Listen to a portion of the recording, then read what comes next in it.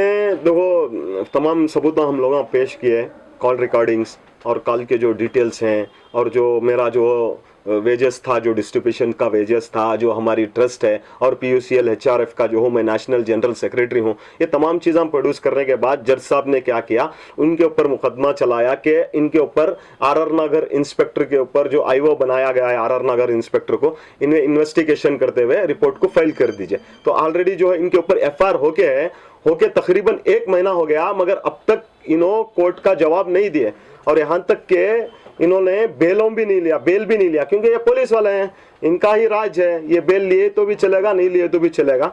मगर यही जो हम लोग हैं, अगर कुछ भी छोटी सी गलती में फंस गए तो फौरन बेल लेना पड़ेगा, जेल को जाना पड़ेगा। तो मुझे उम्मीद है कि ये जल्द से जल्द के कानून इनके ऊपर एक्शन लें। क्या अभी तो फिलहाल जो है लॉकडाउन के वजह से, जो कोविड के वजह से जो है कोर्ट जो है ऑनलाइन चल रहे हैं। अभी जो केसेस हमारे ऊपर डाला गया है, इसमें जो है मैं बेल्स लेके हूँ, कल भी जो है मेरी बेल हुई एक, तो अभी जो 3 बेला हैं वो टाइम पीरियड्स के ऊपर वो बेल हो जाएंगे। मगर साबित करने के लिए तो जाहिर सी बात वक्त लगेगा, कोर्ट के अंदर पूरे चीज़ें जो होते हुए कहीं साल लग जाएंगे, देखेंगे इंशाल्लाह क्या होगा। चल रहा है मैटर 3rd ACM के अंदर चल रहा है मैटर। तो अभी क्या स्टेटस है? अभी तो फिलहाल कुछ भी नहीं है, केस तो रनिंग है। अभी कोर्ट का जो हाजिरी जो रहती है हर महीना जो 15 दिन को, अभी स्टार्ट नहीं हुए, देखेंगे ये केस का कहां तक जाएगा बोल के। तो किसके खिलाफ FIR फाइल हुआ है, कौन से इंस्पेक्टर? ये जो है FIR जो है, हाँ, हमारे जो केंगेरी गेट के सब डिवीजन के जो ACP हैं उनके ऊपर A1 बनाया गया है। ACP UD कृष्ण कुमार, इन्होंने तो बहुत ज़्यादा मारा, और उन्होंने ही ये हाथ की हड्डी को तोड़ा गया। और उसके बाद बैटरनपुरा के जो सर्कल इंस्पेक्टर हैं लिंगराज साहब, इनके ऊपर भी FIR हो के है। और जो है ACP स्क्वाड के नायक कर को बोल के हैं, उनके ऊपर भी FIR हो के है। और हमारे JJR नगर के SB वेंकटेश बोल के, उनके ऊपर भी FIR कर दिया गया है। और जो लेडी ऑफिसर जो मेंटली टार्चर करते हुए मुझे हरासमेंट करते हुए मारा गया, उनके ऊपर भी FIR कर हो के है। जी, मेरे पास FIR कॉपी है और PCR की भी कॉपी है। तो ये एक तरह से आपको एक तरह से कामयाबी हासिल हो रही है इस केस में? जी, अभी तो अल्हम्दुलिल्लाह जो कामयाबी हासिल हुई है कि इनके ऊपर जो FIR हुआ है, मगर केस का जो स्टेटस क्या होगा ये है असल मुद्दा। IO क्या रिपोर्ट डालेंगे अभी इनके ऊपर डिपेंड है। अभी 3rd ACM में है, अगर IO सही नहीं है तो मुझे रेट्स है, हिंदुस्तान के कानून के हिसाब से मुझे रेट्स है कि मैं IO को बदला दिया जाएगा इंशाल्लाह। अगर यहाँ पर इंसाफ नहीं मिली तो मैं जो है सेक्शन पे भी जाऊँगा, हाई कोर्ट पे भी जाऊँगा, सुप्रीम कोर्ट। जब तक मेरी सांस बाकी है, जब तक मुझे इंसाफ नहीं मिलेगी, इंशाल्लाह मैं इसके जो है ये केस को लड़ूंगा इंशाल्लाह। उस दिन आप कहाँ थे जब ये शेड वगैरह तोड़े गए, सील डाउन तोड़ा गया? जी, उस वक्त में जो है हमारा जिस वक्त ये जो शेड वगैरह जो तोड़ा गया, उस वक्त में मैं मेरी ऑफिस में था। यहाँ तक कि हम लोग जो है हर दिन जो है सुबह में, दोपहर में, शाम में खाने डिस्ट्रीब्यूशन करते हैं, फूड डिस्ट्रीब्यूशन करते हैं। उस टाइम पे मैं जो और गरीब थे उन लोगों को खाने जो है डिस्ट्रीब्यूशन कर ले गया था उस वक्त में। KFD पे है सर आप कंटिन्यू? नहीं, KFD देखो ये असल जो ये KFD इरफान से मुझे पहचाना जाता है, मगर ये मैं KFD में दूर दूर तक भी नहीं हूँ, ना मैं KFD में हूँ, ना मैं PFI में हूँ, ना मैं SDPI में हूँ। एक वक्त में जो 2010 में नाम रख दिया गया था, मुझे इसी नाम से पहचान रहे हैं, मगर अल्लाह आलम जाने मैं दूर दूर तक इनके कॉन्टेक्ट में भी नहीं हूँ। भी बताया कि मेरे क्लाइंट ने मेरे से बताया, और ये भी बताया कि तेरे वकील बहुत स्मार्ट बनता है, उसको और तेरे को दोनों को केस डालेंगे और पाकिस्तान से लिंक बताएंगे, एनिमी कंट्री से लिंक बताएंगे, टेररिस्ट एक्टिविटीज में इन्वॉल्व करेंगे। ये सब कई रकम की धमकियां आई। तो हमने ये पिटीशन में हमने ड्राफ्ट करके पिटीशन हमने कोर्ट में डाला PCR में। तो इस PCR के हिसाब से ये PCR में डालने के बाद तो कोर्ट ने इसको कबूल किया, फिर उसने इन्वेस्टिगेशन रेफर किया। अभी इन्वेस्टिगेशन होने के बाद PCR रेफर होने के बाद में FIR हुआ है 221 ऑफ 2020 में RR नगर में इन्वेस्टिगेशन चल रही है। अभी पुलिस का प्रोग्रेस ये है कि FIR होने के बावजूद भी कोई स्टेटस नहीं है, ना कोई बेल को फाइल किया है, ना कोई रिपोर्ट मतलब इन्वेस्टिगेशन हमको पता चल रही है, ना उनको कोई अरेस्ट किया है, ना एंटीसिपेटरी बेल फाइल किया है, ना अरेस्ट बताया गया। सब कुछ ये सब ये चल रहा है। ये सब सारा गेम ये सब पॉलिटिकल प्रेशर का है। ना पुलिस वालों को इरफान के ऊपर गुस्सा है, ना इरफान को पुलिस वालों से।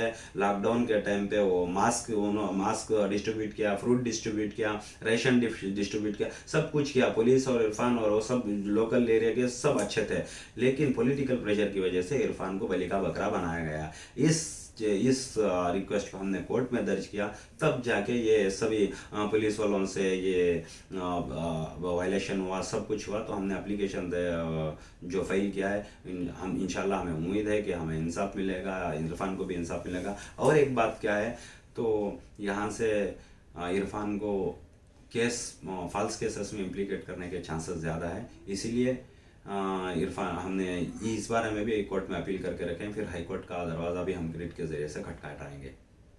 इरफान के साथ सरासर नाइंसाफ़ी हुई, उसके साथ गलत हुआ, जो कि एक तो पहले उसने फॉल्स केस में डाला गया था। उसके बोलने के बावजूद कि यहाँ पे गलाटा होने के चांसेस है, यहाँ के ऑफिसर्स को फ़ोन किया, एसीपी को फ़ोन किया, वेटरनपुरा के इंस्पेक्टर को लिंगराजू को फ़ोन किया, फिर JJ नगर के इंस्पेक्टर को फ़ोन किया। सारी रिकॉर्डिंग से हमने कोर्ट में डाल के रखा है। अभी मुद्दा ये नहीं कि उसको केस में डाला गया तो बेल में बाहर आ गया। वो जिस टाइम पे हमने उसको कोर्ट सरेंडर में किया था, ये पादरनपुरा के गलाटे में कोर्ट में डायरेक्टली सरेंडर किया था। कोर्ट में सरेंडर करने के बाद कोर्ट से वो पुलिस कस्टडी ली।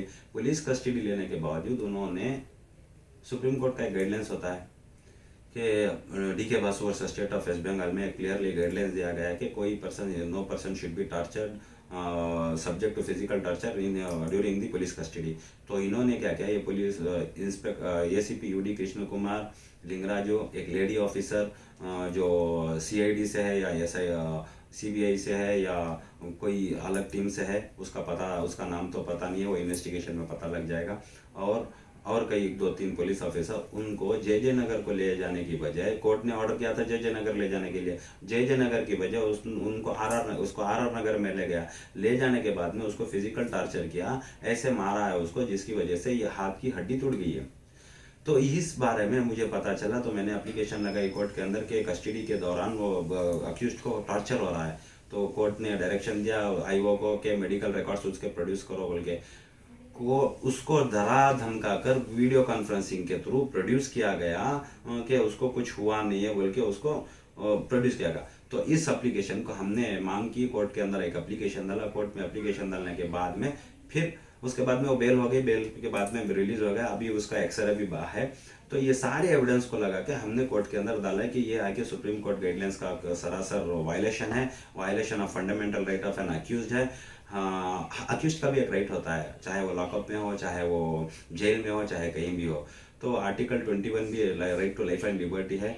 तो ये सब वायलेशन में कानून के खिलाफ दर्जी हुई है। तो इस हिसाब से हमने एप्लीकेशन जैसे ही लगाया, तो जिस टाइम पे वो कस्टडी में था, इरफान को पुलिस वालों ने बताया कि ACP UD कृष्ण कुमार ने बताया कि जो एप्लीकेशन तेरा वकील ने लगाया है अपने आप को बहुत ये समझता है, स्मार्ट समझता है, तो तुझे और तेरे वकील को दोनों को हम केस फिट करेंगे।